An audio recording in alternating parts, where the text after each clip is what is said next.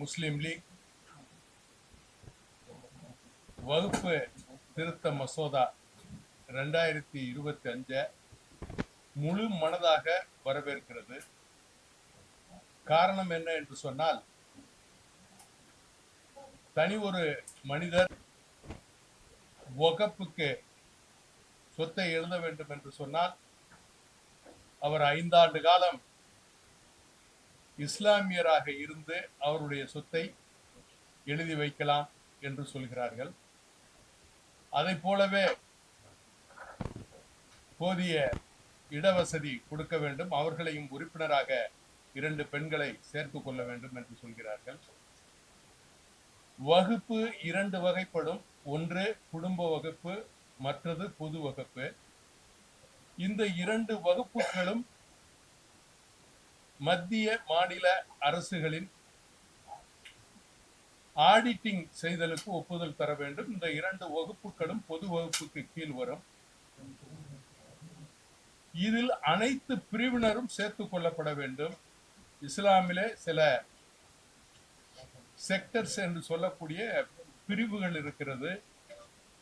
சன்னி, சியா, சூஃபி, போரா, ஆகா கான், தாவூதி போரா, ஹக்கானி போன்ற பிரிவுகள் இருக்கிறது. இந்த பிரிவு தலைவர்கள் எல்லாமே முஹம்மது நபி ஸல்லல்லாஹு அலைஹி வஸல்லம் அவர்களை பின்பற்றி இஸ்லாத்தை பின்பற்றக்கூடியவர்களாக தங்களுடைய சொத்துக்களை முஹம்மது நபி ஸல்லல்லாஹு அலைஹி வஸல்லம் 1450 ஆண்டுகளுக்கு முன்பால் ஏழை எளிய மக்களுக்காக எப்படி வக்ஃப் என்று சொன்னால் அரபியிலே சொத்தை ஒதுக்கி வைப்பது ஏழை எளிய மக்களுக்காக.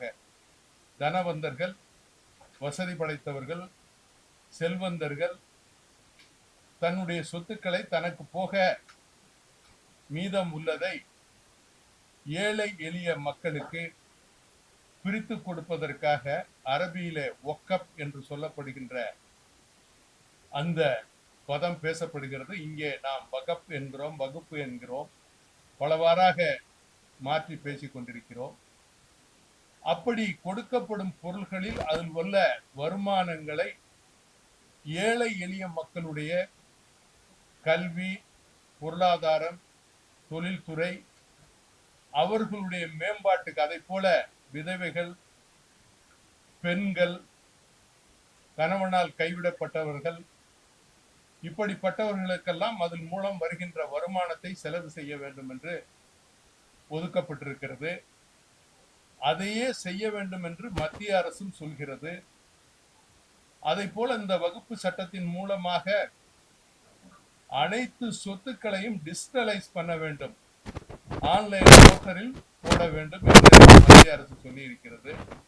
ஆவணங்கள் எல்லாமே வெளிப்படை தன்மையோடு, டிரான்ஸ்பரன்சி என்று சொல்லக்கூடிய அந்த வெளிப்படை தன்மையோடு அனைவரும் பார்க்கும் வண்ணம் இருக்க வேண்டும். அதையும் தமிழ் மாநில முஸ்லிம் லீக் வரவேற்கிறது. இப்படி எல்லா வகைகளிலும் மக்களுக்கான திட்டமாக, ஏழை எளிய மக்களுக்கான திட்டமாக 2020-25 இந்த வகுப்பு மசோதா இருக்கிறது. இதற்கு முன்னால் காங்கிரஸ் ஆட்சி காலத்திலே 1947க்கு பிறகு 3 முறை மாற்றம் வந்திருக்கிறது. அதில் 95-ல் ஒரு மாற்றம், 2013-ல் ஒரு மாற்றம். அது 40வது பிரிவு அதிலே சேர்க்கப்பட்டது. இந்த 40வது பிரிவு என்பது வக்ஃப் போர்டு எந்த சொத்தை தன்னுடைய சொத்து என்று சொன்னாலும் ஒரு தகவலை அந்த பகுதி தாசில்தாருக்கோ அல்லது சப் ரிஜிஸ்டர் ஆபீஸுக்கோ, பதிவு துறைக்கோ அனுப்பிவிட்டால் அந்த சொத்தை யாரும் சொந்தம் கொண்டாட முடியாத அளவுக்கு அந்த 40 பிரிவு இருந்தது. அதன் காரணமாக இந்தியா முழுவதும் பல பகுதிகளிலும் தாவாக்களும் வழக்குகளும் பிரச்சனைகளும் ஜாதி மத மோதல்களும் நடந்து வந்திருக்கிறது.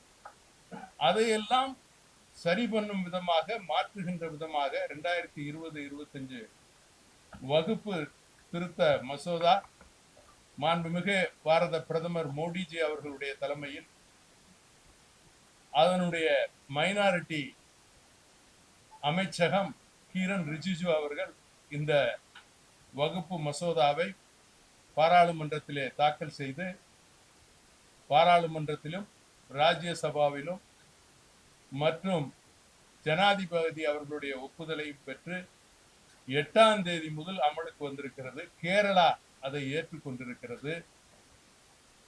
கல்கத்தாவிலே கலவரங்கள் தொடர்ந்து நடந்து கொண்டிருக்கிறது. ஓவைசி போன்றவர்கள் எம்பிக்கள் எல்லாம் பாராளுமன்றத்திலே பேசுகின்ற பொழுது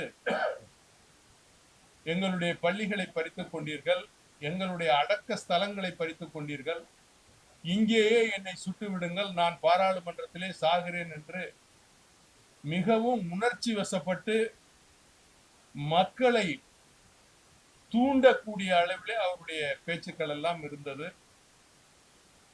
ஹைதராபாத்தை பொறுத்தவரை 5000 6000 கோடிக்கு மேல் வகப்பு சொத்துக்களை வைத்துக் கொண்டிருப்பவர் ஓவைசி எம்பி அசதுதீன் ஓவைசி. அதை போல டெல்லியிலே இஸ்லாம் பர்சனல் லா போர்டு, ஷரியத் லா போர்டு இருக்கிறது. அதனுடைய செயலாளராக இருக்கக்கூடியவர் அப்துல் ரஹ்மான் மதானி. இப்படி இருக்கின்றவர்கள் எல்லாம் அவர் ராஜஸ்தானிலே 5000 கோடிக்கு மேல் வகுப்பு சொத்தை அவர் வைத்திருக்கிறார். அதே போல இந்தியாவிலே டெல்லி, மத்திய பிரதேசம், உத்தரப்பிரதேசம், ஆந்திரா, கர்நாடகா, வெஸ்ட் பெங்கால் போன்ற இடங்களிலே அதிக அளவிலே வகப்பு சொத்துக்கள் இருக்கிறது.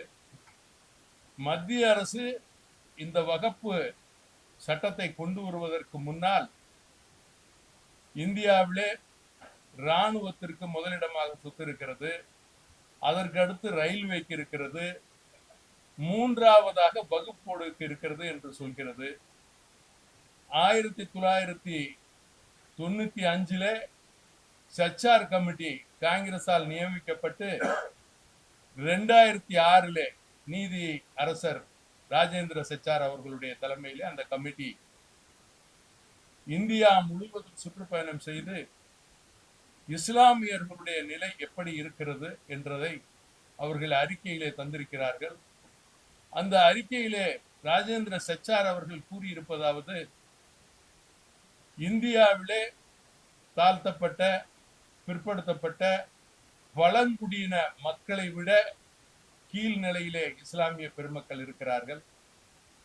ஆகவே அவர்களுக்கு 10% கல்வியிலே, வேலை வாய்ப்பிலே, பொருளாதாரத்திலே மேம்பட 10% இட ஒதுக்கீடு கொடுக்க வேண்டும் என்று சொன்னார்கள். அதற்கு அடுத்தாற் போல் ஒரு விஷயத்தை முன்வைக்கிறார்.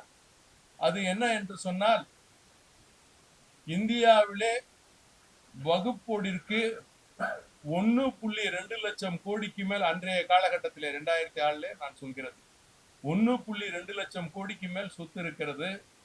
அதற்கு மீகர் குறைந்தபட்சம் ஒரு 10% வருமானம் இருந்தால் கூட 12,000 கோடி வருஷத்திற்கு வருமானம் வர வேண்டும். இந்த வகுப்பு சொத்தை வைத்திருப்பவர்கள் எல்லாம் கணக்கு காட்டி இருக்கிறார்கள். 100 கோடியே 127 கோடி வருமானம் இருப்பதாக கணக்கு காட்டியிருக்கிறார்கள். அந்த 127 கோடியும் பராமரிப்பு செலவுக்கு சரியாகிவிட்டது என்று சொல்லி இருக்கிறார்கள். ஏழை எளிய மக்களுக்கு இந்த பணம் போய் சேரவில்லை. இப்படி 3வது இடத்திலே இருக்கக்கூடிய சொத்துக்கு சொந்தக்காரர்கள் இந்தியாவிலே 17 to 25% உள்ள இஸ்லாமிய பெருமக்கள். இந்த பணங்களை எல்லாம் அவர்களுக்கு கொடுத்திருந்தால் இந்தியாவிலே மல்டி மில்லியனர்களாக இருக்கக்கூடியவர்கள், தொழில்களை செய்யக்கூடியவர்கள், பொருளாதாரத்திலே மேம்படையாக இருக்கக்கூடியவர்கள் யாராக இருக்கும் என்று சொன்னால் இஸ்லாமியர்களாகத்தான் இருக்க முடியும். அவர்களை அப்படி வாழ விடவில்லை. ஒரு 200 to 300 பேர் தனக்காரர்கள், செல்வந்தர்கள், அரசியல் செல்வாக்கு பெற்றவர்கள் இந்த சொத்துக்களை எல்லாம் அனுபவித்துக் கொண்டிருக்கிறார்கள். நான் அதற்கு உதாரணமாக ஒன்றை சொல்ல வேண்டும் என்று சொன்னால், நடிகர் சொய்ப் அலி என்பவரை உங்களுக்கு தெரியும். பட்டோடி நவாப் அவர்களுடைய மகன். இதுல எத்தனை பேருக்கு பட்டோடி நவாப் தெரியும் என்று எனக்கு தெரியாது. சர்மிளா டாகூர் அவர்களுடைய மகன். அவர் அண்மையிலே ஒரு 5-6 மாசங்களுக்கு முன்னால் நீதிமன்றத்திலே ஒரு வழக்கு தொடர்ந்திருந்தார். 13,000 கோடிக்கு வகப் செய்யப்பட்ட சொத்தை எனக்கு தர வேண்டும் என்று கேட்டிருந்தார். அவர்களுடைய முன்னோர்கள் வகுப்பு செய்த சொத்து. உச்ச நீதிமன்றம் தர இயலாது என்று பதிலளித்திருக்கிறது. அதற்கு நீதி வழங்கி இருக்கிறது. என்ன காரணம் என்று சொன்னால், அது ஏழை எளிய மக்களுடைய சொத்து என்பதனால். ஆகவே இந்த சட்டமாகப்பட்டது முழுக்க முழுக்க ஏழை எளிய மக்களை மனதிலே வைத்து கொண்டு வரப்பட்ட சட்டம். இதையும் தாண்டி அதிலே பெண்களையும் உறுப்பினர்களாக சேர்த்துக் கொள்ள வேண்டும். அதுல 2 இருக்கு. எப்படின்னு கேட்டீங்கன்னா, வகுப்பு கவுன்சில், மத்திய வகுப்பு கவுன்சில் ஒண்ணு இருக்கு, வகுப்பு போர்டு ஒண்ணு இருக்கு. அப்ப இந்த மத்திய வகுப்பு கவுன்சிலையும் பெண்களை கொண்டுட்டு வரணும் அப்படின்னு அவங்க சொல்றாங்க. இந்த சட்டம் அதை சொல்லுது. இதுக்கு முன்னாலேயே ஒரு விஷயத்தை நான் இங்க கூடுதலாக பதிவு செய்ய ஆசைப்படுறேன். மாண்புமிகு மறைந்த தமிழக முதல்வர் புரட்சி தலைவி அம்மா அவர்கள், உங்களுக்கு எல்லாம் தெரியும், பதர் சையத் அவர்கள் எம்எல்ஏவாக இருக்கும்போது வகுப்பு வாரியத்திற்கு சேர்மனாக பெண்ணை சேர்மனாக நியமித்தார்கள். அப்படி நியமிக்கின்ற பொழுது என்னிடம் அவர்கள் ஆலோசனை செய்தார்கள், என்னிடம் கேட்டார்கள், இஸ்லாம் முறைப்படி பெண்களை வகுப்பு வாரியத்திற்கு தலைவராக்க முடியுமா என்று.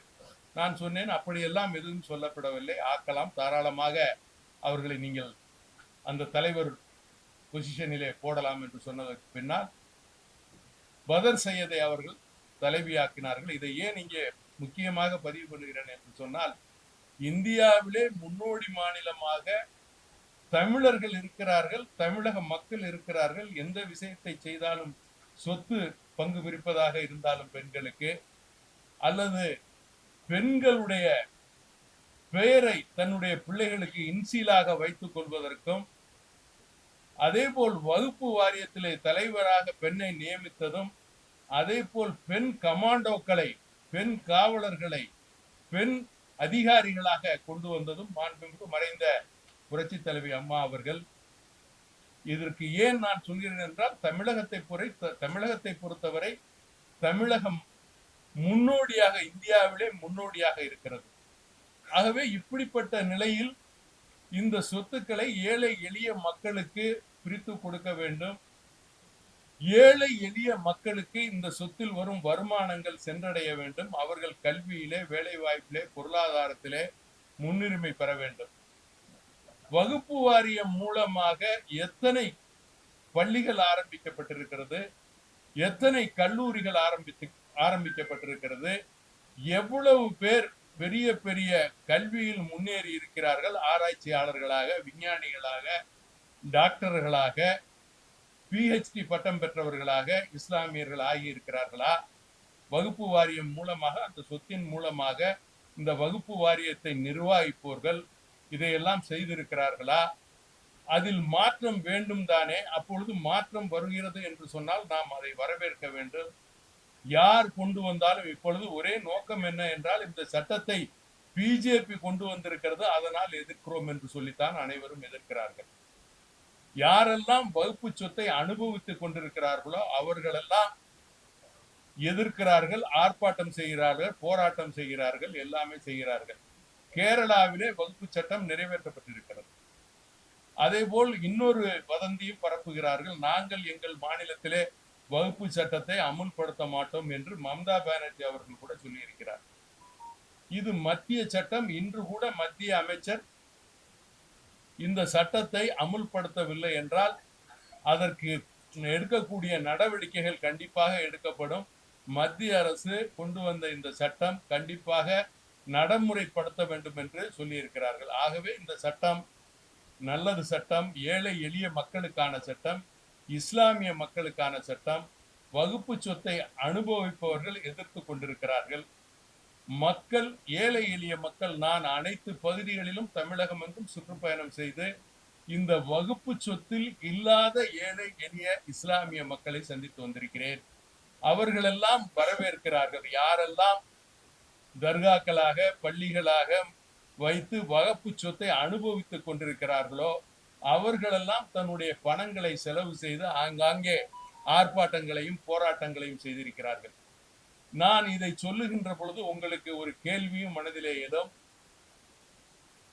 10-15 ஆண்டுகளுக்கு முன்னாலே நான் இந்த விஷயத்தை பேசி இருக்கிறேன். மாண்புமிகு மறைந்த கலைஞர் கருணாநிதி அவர்கள் காலத்திலே கவிக்கோ அப்துல் ரஹ்மான் என்பவரை வகுப்பு வாரியத்திற்கு தலைவராக நியமித்தார். அந்த அப்துல் ரஹ்மான் என்ன செய்தார் தெரியுமா?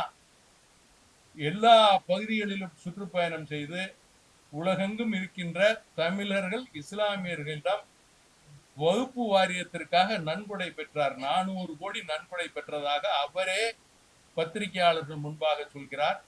எதற்காக என்று கேட்டால், தமிழகத்திலே மருத்துவ வகுப்பு வாரியத்தின் மூலமாக மருத்துவ கல்லூரியும் மருத்துவமனையும் கட்டப்போகிறேன் என்று சொன்னார். அந்த 400 கோடி என் கையிலே இருக்கிறது, நான் வசூல் செய்து விட்டேன் என்று பத்திரிகையாளர்கள் முன்னாலே சொன்னார். 10-12 ஆண்டுகளுக்கு முன்னால் அவர் காலத்திலே நீங்கள் இப்பொழுதும் போய் பார்த்தால் பத்திரிகையாளர்களிடம் அவர் சொல்லியது உங்களுக்கு கிடைக்கும். நான் உடனே அவரை கேட்டேன், ஏன் இன்னும் கட்டவில்லை என்று. அவர் அதற்கான சரியான பதிலை சொல்லவில்லை. என் மேல் மான நஷ்டீடு வழக்கு தொடுப்பேன் என்று எனக்கு மிரட்டல் விடுத்தார். நான் அதற்கும் பணியவில்லை. கல்கியிலே நான் எழுதியது நீங்கள் கல்கி புத்தகத்திலே பார்க்கலாம். அனைத்து ஊடகங்களிலே 15 ஆண்டுகளுக்கு முன்னால் வந்திருக்கிறது. என் வீட்டிற்கே வந்து பின்னால் வேற விஷயங்கள் எல்லாம் பேசினார். அந்த 400 கோடியை அவர் யாரிடம் கொடுத்தேன் என்றெல்லாம் என்னிடம் சொன்னார். அதை நான் இறந்து விட்டார். அவர் இப்பொழுது உயிரோடு இல்லை. கருணாநிதி அவர்களும் உயிரோடு இல்லை. அதை நான் சொல்ல இஷ்டப்படவில்லை. ஆக மொத்தத்தில் அந்த பணம் எங்கே போயிருக்கும் என்பது உங்களுடைய ஊகத்துக்கே விட்டு விடுகிறேன்.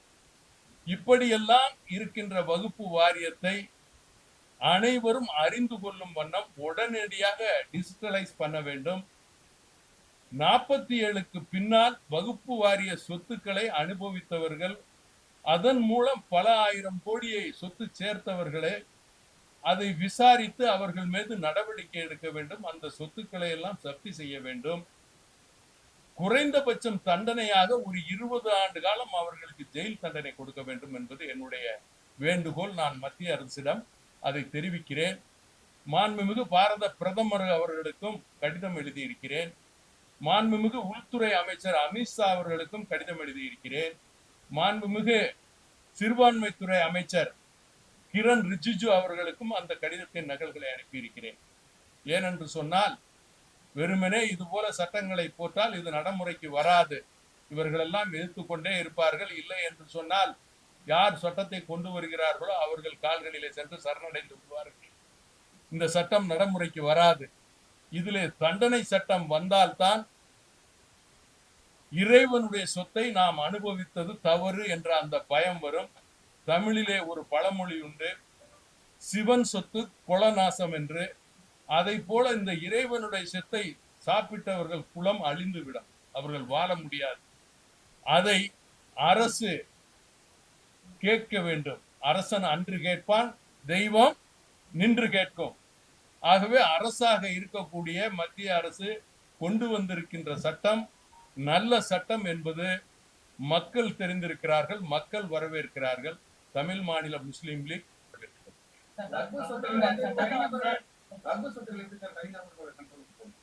அதாவது 2 இருக்கு வகுப்புல. ஒண்ணு வந்து நம்ம இப்ப நான் இருக்கேன் அப்படின்னு சொன்னா என்னுடைய சொத்தை வந்து நான் எழுதி வச்சுட்டு என் பையன், அதுக்கப்புறம் என் பையன், அவங்க வந்து வாரிசாக வந்து மேனேஜ்மெண்ட் பாக்குறது. இன்னொன்னு வகுப்பு சொத்தை யாருக்கு வேணுமோ லீஸுக்கு கொடுக்கறது. அப்ப அரசு அதிகாரிகள் இல்ல அப்படின்னு சொன்னா எம்பி எம்எல்ஏவா இருக்கிறவங்க, அரசு மாநில அரசு அவங்களுக்கு வேண்டிய ஆள்களுக்கு சொல்லி, ஏன்னா இப்ப இங்க போட்டிருக்கிறது யாரு, தலைவர் யாரு, டிஎம்கே காரரா இருப்பாரு. ஏடிஎம்கே இருந்தா ஏடிஎம்கே காரரா இருப்பாரு. வெஸ்ட் பெங்கால்ல மம்தா பானர்ஜி ஆளா இருப்பாரு.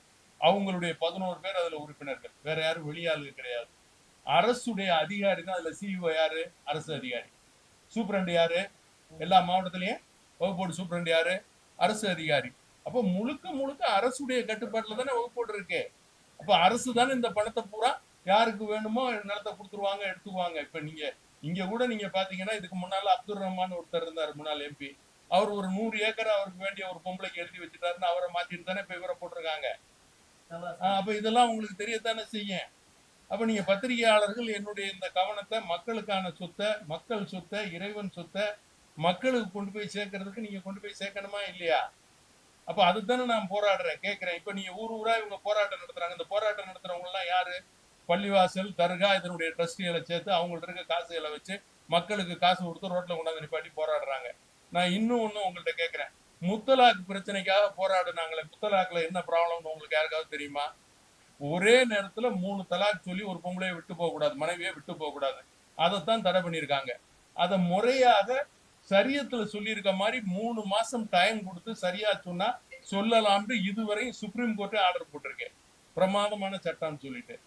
அப்ப முத்தலாக்கு எங்க தடை இருக்கு? தடையே இல்லை. ஆனா இவங்க என்ன சொல்றாங்க? முத்தலாக் தடை சட்டம் கொண்டு வந்துடுறாங்க, இஸ்லாமியர்களுக்கு எதிரானது. அதுக்கு ஒரு போராட்டம். அதே மாதிரி என்ஆர்சி, அது எல்லா ஊர்லயும் 10 வருஷத்துக்கு ஒருக்கா நடக்கிறது தானே. உங்களுக்கு கணக்கெடுப்பு ஜென்சஸ் நடக்கணுமா நடக்கக்கூடாதா? அப்ப அது நடந்தா தானே நம்ம ஊர் ஆள் யாரு வெளியூர் ஆளுன்னு தெரியும். அதுக்கு எதிர்ப்பு தெரிவிக்கிறாங்க. பாய்ங்கள எல்லாம் எப்படி பாய்ங்கள எல்லாம் இங்க பிறந்தவன் என்ன வெளிநாட்டுல இருந்து வந்து இங்க குடியேறினவனா?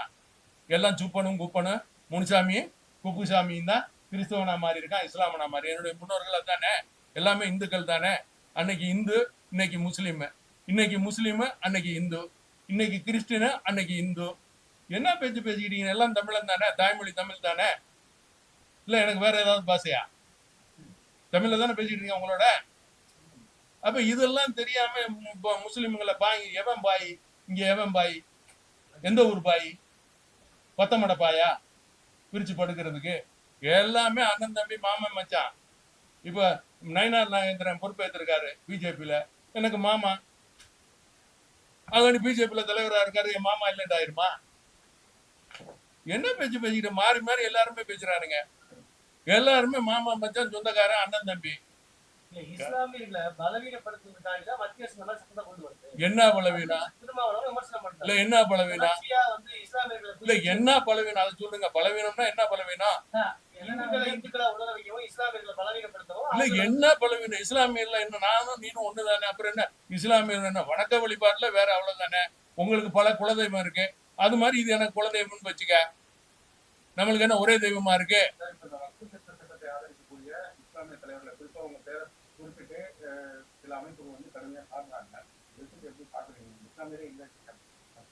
நல்லா கேட்டிய, சரியான கேள்வி இது. அதாவது நான் மாத்திரம் எதிர்க்கல. அஜ்மீர் தர்கா இருக்குல்ல, கேள்விப்பட்டிருக்கீங்க, ரொம்ப ஃபேமஸ். அது சூஃபிசத்தை சார்ந்தது. அதனுடைய ட்ரஸ்டி சையது மௌலானான்னு சொல்லிட்டு அவரு எதிர்க்கிறாரு, ஆதரிக்கிறார், வரவேற்கிறார். என்ன மாதிரியே அதே மாதிரி டெல்லியில உலமா, ஆல் இந்தியா உலமா கமிட்டின்னு இருக்கு, அதனுடைய தலைவர் ஆதரிக்கிறாரு. இப்படி நிறைய பேர் பொதுமக்கள் ஆதரிக்கிறாங்க. இப்ப அதே மாதிரி ஹைதராபாத்ல இருக்கிற பொதுமக்கள் ஓவைசிய காரி துப்புறான். பெரிய பேலஸ் கட்டியிருக்காங்க வகுப்பு லேண்ட்ல. சரி, இப்ப நீங்க இங்க எடுத்துக்கங்க, ஹைகோர்ட் யாருடைய லேண்டு? ஏன்னா இப்ப இந்த சட்டம் வந்ததுக்கு அப்புறம் இந்த சொல்லக்கூடாதுன்னு சொல்லியிருக்காங்க. அதனால நான் கஷ்டமா இருக்கு எனக்கு. எப்படின்னா, எந்தெந்த ப்ராப்பர்ட்டி அரசு கண்ட்ரோல்ல இருக்கோ அதை இனிமே ஒக்கப்புன்னு சொல்லக்கூடாதுன்னு இதுல ஒரு சரித்து இருக்கு.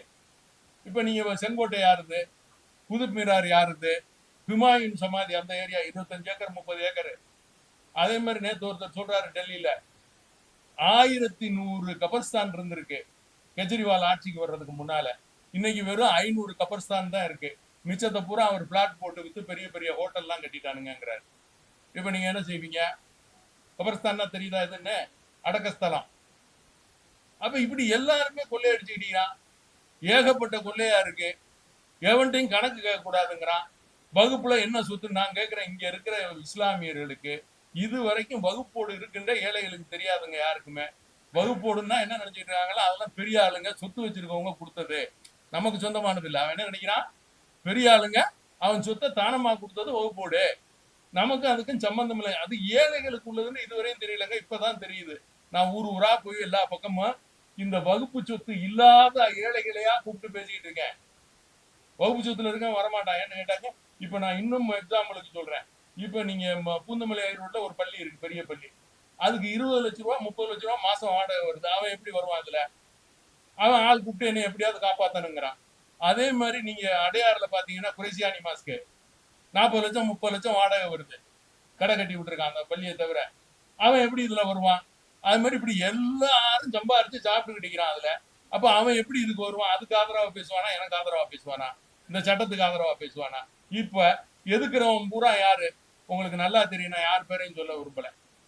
இந்த எதுக்குறவன் ஒரு 4 பேர் 2 சீட்டு 1 சீட்டுக்கு போறவன். நான் எவன்கிட்ட போய் 1 சீட் 2 சீட் கேட்டுக்கிட்டேன். நான் வந்து காமராஜர் காலத்துல இருந்து ஆட்சியில இருக்கேன். 19 வயசுல காமராஜரோட மேடையில பேசியிருக்கேன். எம்ஜிஆர் அவர்களோட பயணிச்சிருக்கேன். புரட்சி தலைவி அம்மா கூட உங்களுக்கு எல்லாம் தெரியும், பயணிச்சிருக்கேன். என்னைக்காவது நான் 1 சீட் 2 சீட் கொடுன்னு எவன்டையாவது போய் கேட்டிருக்கேனா? இல்ல என் வீட்டு வாசல்லையாவது கை கட்டி நின்றுருக்கேனா போய்?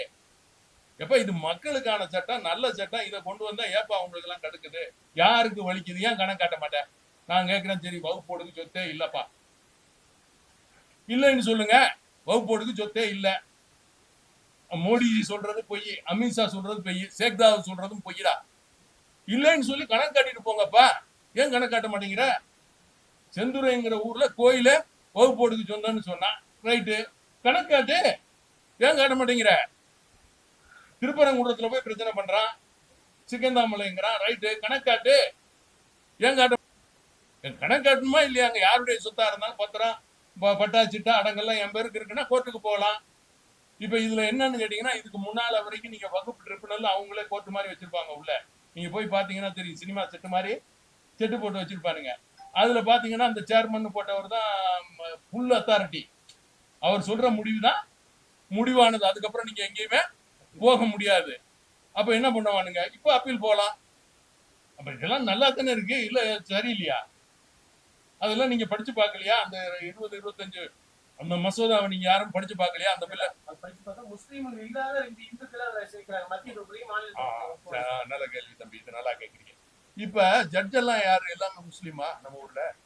நம்ம ஊர்ல பிரதம மந்திரி யாருங்க? இல்ல நம்ம ஊர்ல முதல் மந்திரி முஸ்லீமா? அப்ப அவங்க எல்லாம் கணக்கு கேட்கிறாங்களே, அப்ப இன்கம் டாக்ஸ் எல்லாம் இருக்கிறது யாரு? எல்லாம் முஸ்லீமா? இப்போ யாருமே கணக்கெல்லாம் கேட்டா அவன் இந்து. அவனை இதுல கணக்கு கேட்க வந்துட விடாது. அவனை வச்சா என்ன? கணக்க காட்டுப்பா. யார வச்சா என்ன? எங்க அறநிலைத்துறையில கணக்கு காட்டணும், கோயில்ல வருமானம்னா கணக்கு காட்டணும், பொது சொத்துன்னா கணக்கு காட்டணும், இறைவனுடைய சொத்து. இஸ்லாமிய உறுப்பினர்களை சேர்க்கறதுக்கு அனுமதி கிடையாது. அல்ல, அவங்க அனுமதி இல்லாம வச்சிருக்காங்க. இதுல வச்சா என்ன? ஏன் வச்சா என்ன தப்புன்னு கேக்குறேன். வச்சா என்ன? இதுல ஜாதி ப்ராப்ளமா உனக்கு? கணக்கு கேட்டா ஜாதியை கொண்டு வந்துருவியா? வச்சா என்ன தப்பு நான் கேக்குறேன், சொல்லு. கண்டிப்பா முதல்ல இதை வையே, முதல்ல இதை வையே, அப்புறம் அதை பேசுவோம். முதல்ல இதை வையே, இப்போ முதல்ல இதை வையே. இப்போ வந்து பொதுவுக்கு வா. இப்ப சொத்து பொதுவானது தானே, இறைவன் சொத்து தானே. நான் கேக்குறது பதில் சொல்லுங்க. இல்ல நான் கேக்குறது சொல்லுங்க. முதல்ல இதுக்கு வாங்குங்க, இது முடியட்டும், அதுக்கு அடுத்து பேசுவோம். இது வந்து இறைவன் சொத்து தானே. உன் சொத்தை நான் கணக்கு கேட்கல. நீ சொந்தமா சம்பாரிச்சதை நான் கணக்கு கேட்கல. இறைவன் பேரால் இருக்கிற சொத்து தானே. அது ஏன் கணக்கு கொடுக்க மாட்டேன்? அதுக்கு ஏன் முஸ்லீமா வைக்க கூடாது, இந்துவா வைக்க கூடாதுன்னு பேசுவேன். அப்ப ஜட்ஜை மாத்த சொல்லுவேன். அப்புறம் நாளைக்கு அவனை மாத்துவேன். இப்படி ஒவ்வொருத்தனையா மாத்த, அவனை வைக்காத இவனை வைக்க. ஏன் கணக்கு குடியா? கணக்கு கொடுத்து மக்களுக்குள்ள மத்திய அரசு தாங்க இப்ப. ஆமா, மத்திய அரசு தான் இதை கொண்டு எந்த திசையில? எங்க மத்திய அரசு இந்த சட்டத்தை கொண்டு வந்திருக்கு, வரவேற்கக்கூடிய சட்டம்னு சொல்றேன். இதுல உங்களுக்கு என்ன பிரச்சனை? மாநில முதல்வர் இஸ்லாமியெல்லாம் கேக்குறீங்க. மாநில முதல் இதுவும் நாட்டோட பிரதமர் வந்து முஸ்லிமான கிடையாது. ஆனா வக்ஃப் வாரியம் வந்து பிரத்யேகமா இஸ்லாமியர்களுக்கு கொண்டு வந்து அதுக்குள்ள 2 இந்துக்கள் இருக்கு. இதுல கொஞ்சம் ஆனா அதே அறநிலைத்துறைக்குள்ள 2 முஸ்லிம் இருக்குன்னா அதுக்கு நீங்க வெளியில கோரிக்கை வைக்கலாம். இல்ல நான் வைக்கிறேன். கோரிக்கை வைக்க மாட்டேன்னு சொல்ல. இல்ல வைக்க மாட்டாங்க. ஏன் வைக்க மாட்டாங்க? கேட்க மாட்டாங்க. இல்ல ஏன் வைக்க மாட்டாங்க? நான் சொல்றேன் கேளுங்க. ஏன் வைக்க மாட்டாங்க அப்படின்னு கேட்டீங்கன்னா, இவங்கள்ட்ட இது இருக்கணுங்கிறதுக்கு தான். ஆனா முகமது நபி ஸல்லல்லாஹு அலைஹி வஸல்லம் குர்ஆன்ல சொல்லும் போது 2 விஷயத்த சொல்றாரு. அதை உங்களுக்கு இப்ப தெளிவா சொல்றேன். முதல்ல ஒரு விஷயத்த என்ன சொல்றாருன்னா, ஃபக்கீர். ஃபக்கீர்னா இஸ்லாம்ல ஏழைகள், இஸ்லாமிய ஏழைகள். மிஸ்கின் அடுத்த வார்த்தையை பயன்படுத்துறார். மிஸ்கின்னா பொதுவாக ஏழை எளிய அனாதை மக்கள். அது வந்து இஸ்லாம்னு அவர் சொல்லல.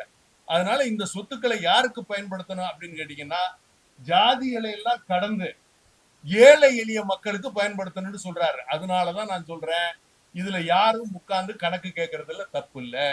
நீங்க இன்னாரு வந்துதான் கணக்கு கேட்கணும், இன்னாரு வந்தா கணக்கு கேட்க கூடாதுன்னு பேசுறது எனக்கு பிடிக்கல. நான் கேட்கறது ஜாதியை பத்தி அல்ல, சரியத்தை பத்தி அல்ல, கணக்கை பத்தி, சொத்தை பத்தி கேட்டுக்கிட்டு இருக்கேன். சொத்து கணக்கு கேட்கறதுக்கும் இஸ்லாமாக இல்ல, இஸ்லாமாக இருக்காருங்கிறதுக்கு என்னங்க இருக்கு? சொத்து தானே நான் கணக்கு கேட்கிறேன். வழிபாட்டை பத்தி கணக்கு கேட்கலையே, தொழுகையை பத்தி கணக்கு கேட்கலையே. இல்ல தமிழ்நாடு வக்ஃபு வாரிய சட்டம் இஸ்லாமோட வழிபாட்டை தான் தலையிடலாம். இல்ல, அதனாலதான் உங்களுக்கு ஓப்பனா சொல்றேன், சொத்தை பத்தி தான் கணக்கு கேட்கறாங்க. வழிபாட்டுல அவங்க தலையிடல. நீங்க தொழுகை வேணான்னு சொல்லல, ஹஜ்ஜுக்கு போக வேணாம்னு சொல்லல, நோன்பு வைக்க வேணாம்னு சொல்லல. உங்களை உங்க பிராக்டிஸ் பண்றதுல எதுலையுமே அவங்க தலையிடல. இஸ்லாம் சம்பந்தப்பட்ட எதுலையுமே அவங்க தலையிடல. உங்க சட்டத்திலயும் அவங்க தலையிடல. அவங்க என்ன சொல்றாங்க, வகுப்பு வாரியம் மூலமாக இருக்கிற சொத்துக்கள் கணக்கு வழக்கு இல்லாம ஏழை எளிய சொத்துக்களை பெரிய பெரிய ஆளுக 200-300 பேர் அனுபவிச்சுக்கிட்டு இருக்கான். கணக்கு வழக்குல வரணும். அதுக்கான வருமானம் இன்னைக்கு நிலைக்கு பாத்தீங்கன்னா ஒரு 30,000 கோடி வருஷத்துக்கு வரும். எவ்வளவு வரும்? 30,000 கோடி வரும், ஒழுங்காக கணக்கு வழக்கு பார்த்து எடுத்தா. அப்படி வந்ததுன்னா இந்தியாவுடைய பொருளாதாரமும் மேம்படும், ஏழை எளிய இஸ்லாமிய மக்களுடைய வாழ்க்கை தரம் மேம்படும், கல்வி மேம்படும், எல்லாமே மேம்படும். 9 லட்சம் சொத்துக்கள் இருக்குது. இது வரைக்கும் அதுல 200 கோடி தான் வருவாய் வந்து 20,000 கோடிக்கு மேல வருவாய் ஈட்ட முடியும்னு சொல்லி மத்திய அரசு சொல்லிட்டாங்க. ஆமா, அதைத்தான் நான் இப்ப சொல்றேன். இப்ப கூட வரும். இப்பத்திய கணக்குப்படி நீங்க கணக்கு போட்டு பாத்தீங்கன்னா 25-30,000 கோடி வருஷத்துக்கு வரும். வந்தா நல்லது தானே, ஏழை எளிய மக்களுக்கு உபயோகப்படும். தனிப்பட்டவர்கள் ராஜ வாழ்க்கை வாழ முடியாது. 5 வருஷமா இஸ்லாமியர்களை தொடர்ந்தா அவங்க வந்து தானமா வகுப்பு கொடுக்க முடியும் அப்படின்னு திட்டம் உள்ளது. ஆமா,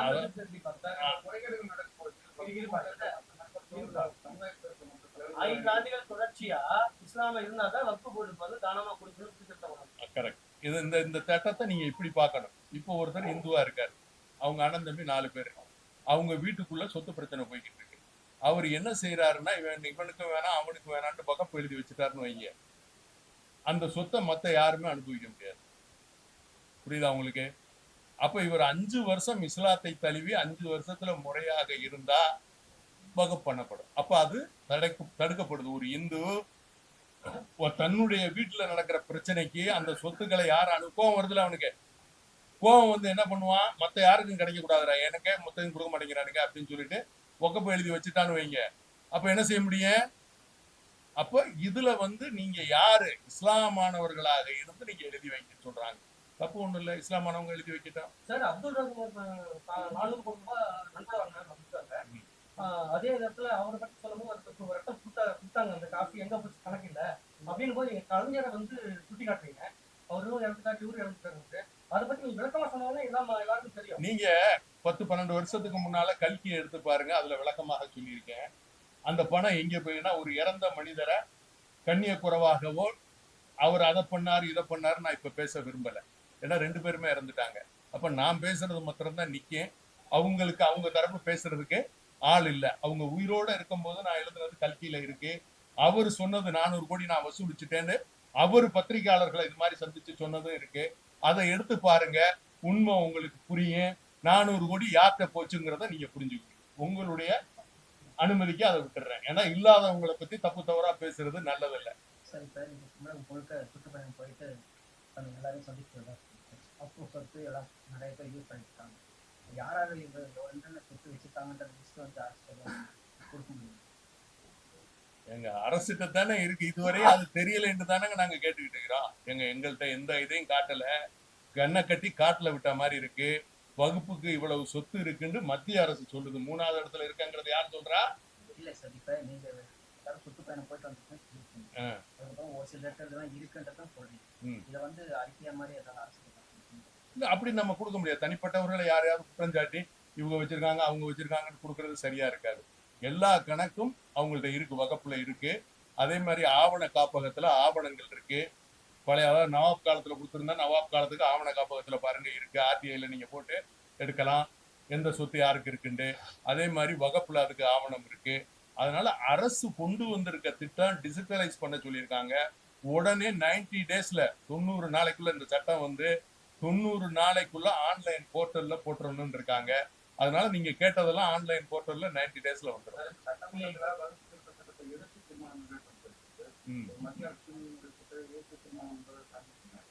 நீங்க நீட்டுக்கு எதிர்த்து தீர்மானம் போட்டீங்களா, என்னாச்சு? அப்புறம் இதை மாத்திரம் கேக்குறீங்க? நம்மளா சொல்லிக்கிற வேண்டியதானே. இல்ல வக்ஃபு சட்டத்திற்கு எதிராக உச்ச நீதிமன்றத்துல தமிழக திமுக, காங்கிரஸ், நீட்டுக்கு எதிர்த்து போனீங்களா, அது என்னாச்சு? தனிநபர் முஸ்லீம் இல்ல வாரியம் எல்லாமே வந்து இல்ல நீட்டுக்கு எதிர்த்து போனீங்களா, அது என்னாச்சு? மாநில சுயாட்சி கொடுங்க சார், நீட்ல ரத்து பண்ணுவோம். அப்படியா? மாநில மாநில சுயாட்சி கொடுங்க. ஏன் நீங்க உங்க மாநிலத்தையே தனியா பிரிச்சுக்கிட்டு இந்தியா விட்டு தனியா பிரிச்சுட்டு போயிட வேண்டியதானே? கேட்டிருக்காங்க சார். இல்ல இந்தியா ஏங்க இந்த வழக்கு வந்து நிக்கும் நினைக்கிறீங்களா, செல்லாது அப்படின்னு சொல்றதுக்கு வாய்ப்பு இருக்குன்னு சொல்லி ஏங்க நீங்க மத்திய அரசுக்கு கீழே இருக்கீங்களா, மாநில அரசுக்கு கீழே இருக்கீங்களா? அப்புறம் என்ன இருக்கு? மத்திய அரசு தான் கொண்டு வருது எல்லா சட்டத்தையும். மாநில அரசு அதை எடுத்து நடத்தணும். மத்திய அரசுக்குன்ற உள்ள சட்டங்களை மாநில அரசு கொண்டு போகணும், அவ்வளவுதான். மாநில அரசுக்கு லிமிட்டட் தான் இருக்கு பவர். அதைத்தான் மாநில அரசு பயன்படுத்தணும். எது? பிஎம்சி சட்டத்தை கூட தான் மத்திய அரசு கொண்டு வந்தது. ஆ. தமிழ்நாட்டுல என்ன அதை நிறைவேற்றல? ஆமா. மும்மொழி கொள்கைக்கு வந்துட்டீங்க. சரி, ஓகே. அப்ப மும்மொழி இல்ல, அதனாலதானே காசு கொடுக்கலன்னு அழுகுறீங்க. அதனாலதானே காசு கொடுக்கலன்னு அழுகுறீங்க. அந்த சட்டத்தை நீங்க நிறைவேற்றலைண்டா காசே கொடுக்க மாட்டேங்கிறாங்க, நீ ஏன் அழுகுறீங்க? ஏங்க, அதிமுகவுடைய கொள்கை வேறு, தமிழ் மாநில முஸ்லிம் லீக்கினுடைய கொள்கை வேறு. நாங்க கூட்டணி என்பது தேர்தலுக்கானது. நீங்க தெளிவா இருக்கணும். நான் பேசிக்கிட்டு இருக்கேன்னா அதாவது வந்து அதிமுக என்ன சொல்றாங்க? மும்மொழி கொள்கைக்கு எதிர்ப்பா இருக்காங்க, நீட்டுக்கு எதிர்ப்பா இருக்காங்க, டீலிமிட்டேஷனுக்கு எதிர்ப்பா இருக்காங்க. அதிமுக இருக்காங்களா இல்லையா? அதே மாதிரி அவங்க கூட்டணி வச்சிருக்கிறது யாரோட? பிஜேபியோட. அறிவிச்சிட்டு போயிட்டாரா இல்லையா? அப்ப மினிமம் காமன் ப்ரோக்ராம் நாங்க பண்ணுவோம்னு சொல்லியிருக்காங்களா இல்லையா? அவங்க என்ன சொல்றாங்கன்னு பொறுத்திருந்து பாருங்க. என்ன சொல்றாங்க? அதிமுக பாஜக கூட்டணினால தமிழகத்தில் இருக்கக்கூடிய இஸ்லாமியர் ஒரு ஓட்டு கூட அதிமுக போகாது. அதிமுக செலுத்துற ஓட்டு பிஜேபி செலுத்தக்கூடிய ஓட்டாகும். அதாவது இஸ்லாமியர் ஓட்டு வந்து இந்த கூட்டணிக்கு போகாதுன்னு சொல்லி ஐயோட தேசிய பொறுப்பாளர் காலம் சொல்லியிருக்காங்க. கண்டிப்பாக அவர் ஓட்டு அவருக்கு போடுவாரான்னு பாருங்க. நான் வேற யாரும் ஓட்டுன்னு சொல்ல, அவர் குடும்பத்துல இருக்கவங்க அவருக்கு ஓட்டு போடுவாரான்னு கேளுங்க. ஏண்டா இங்க இருக்க இஸ்லாமிய மக்கள், அதாவது இந்த வகுப்பு சொத்தை அனுபவிக்காதவன், ஒரு தடவை 2 தடவை எம்எல்ஏ எம்பி ஆகாதவன், வாழ்நாள் பூராமே ரோட்ல கிடக்கிறவன், அந்த இஸ்லாமிய மக்கள் பூரா அதிமுகவுக்கு வாக்களிப்பான். கண்டிப்பாக அதிமுக வந்து ஜாதி மதங்களை கடந்து எல்லாருக்குமான ஆட்சியாக இருக்கும்ங்கிறது எல்லாருக்குமே தெரியும். அதனால அதுல எனக்கு மாற்று கருத்து.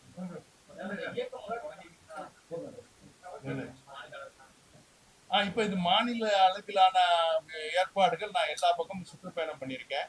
இளைஞர்களை இதுல கொண்டு வரேன். முழுக்க இளைஞர்களை கொண்டு வந்து இந்த வகுப்பினுடைய சட்டத்திட்டங்களை அவங்களை தெரியப்படுத்த வைக்கிறேன். அதே மாதிரி இந்த மக்களுக்கு இந்த சொத்து கொண்டு போய் சேர்றது எப்படி, யார் வச்சுக்கிட்டு இருக்கா, யார் அனுபவிச்சுக்கிட்டு இருக்கான்னு லிஸ்ட் எடுக்க சொல்லியிருக்கேன். ஐயா கேட்டாங்க. இப்ப அதுக்கு லிஸ்ட் அந்தந்த ஊர்ல இருக்க இளைஞர்களை அதுக்கு ஏற்பாடு பண்ண சொல்லியிருக்கோம். அந்த லிஸ்டும் எங்களுக்கு வரும். மத்திய அரசுக்கும் கொடுப்போம், மாநில அரசுக்கும் கொடுப்போம். வேற எதுவும் கேட்க வேண்டியிருக்கா? இல்ல, ஒரு முக்கியமான விஷயத்தை விட்டீங்களே. திமுகவுடைய நிலை ரொம்ப பதட்டத்துல இருக்கு. நீங்க பாத்தீங்கன்னா ஒரு 2 நாளைக்கு முன்னால சட்டமன்றத்துல அதிமுக ஆளுங்கட்சின்னு சொல்லிட்டு மாநில முதல்வரே பேசுறாரு.